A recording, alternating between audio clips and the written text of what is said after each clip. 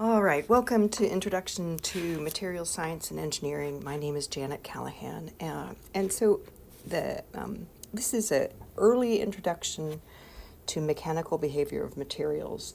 This is a topic we will cover later in the class, but I've already noticed myself using words that haven't been taught yet, so I want to kind of give this as a little bit of an introduction to mechanical properties. All right, so imagine we have a part that's a cylindrical part, and we have a device that can be used to apply a tensile force to it, meaning we're going to pull on this rod. So if we quantify the amount of force by calling it F, and we also quantify the cross-sectional area of the part, or the original cross-sectional area of the part, then we can define stress as equaling force, the applied force divided by the cross-sectional area. So this is called stress. The units are things like newtons per square meter, or mega newtons per square meter. Now, if this part's original length is L0, and during this process of stretching, it stretches to a length L, so during the process of loading this, what I'm saying is that the part will get longer. When it gets longer, it'll look something like that, and so we can see that there's a difference in length, L minus L naught, which is a delta L, as a result of this load.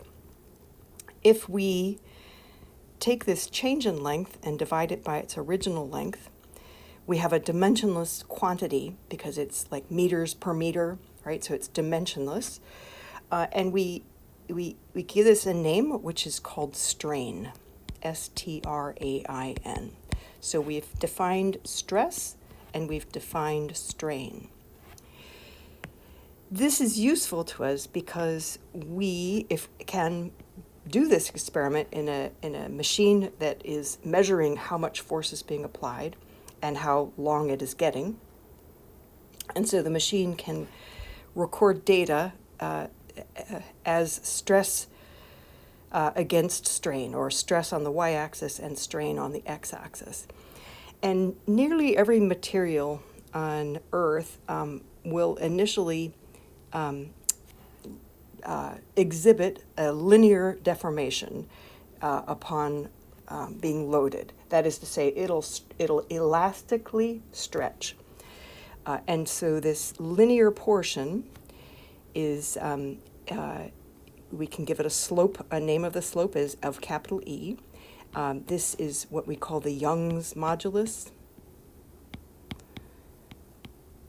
or sometimes simply the modulus.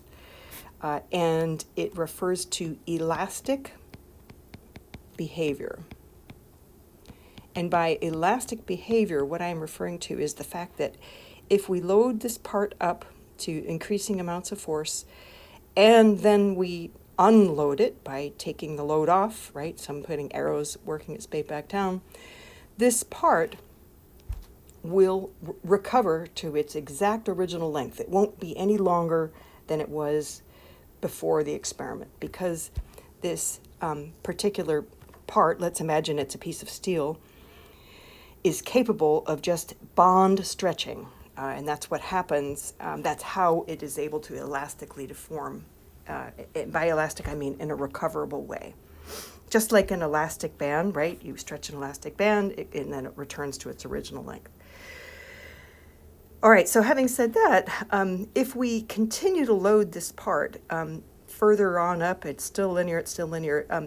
Nearly every part, if you load it too much, it's going to break. Sometimes they just snap, right? And if it's a piece of steel or another deformable metal, what you'll find is that you end up with a curved part of the you end up with a plot that looks like this, and then eventually it'll fail, and that's denoted by this star. So the point at which you see deviation from linearity, right? So the left of that point, we would call that elastic behavior.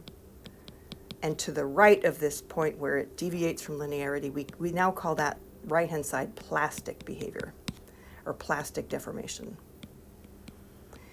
And plastic deformation means it's permanently changing shape. Permanent shape change.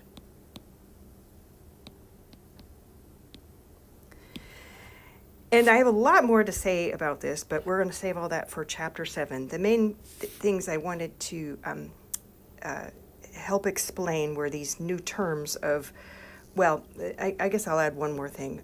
So this point has a name, okay? We call it the yield stress or the yield strength, and we give it the symbol sigma y, which stands for the yield stress or yield strength. I've heard it called both things. So when you hear me say yield stress, I'm referring to the point at which the part can safely be loaded without a permanent shape change.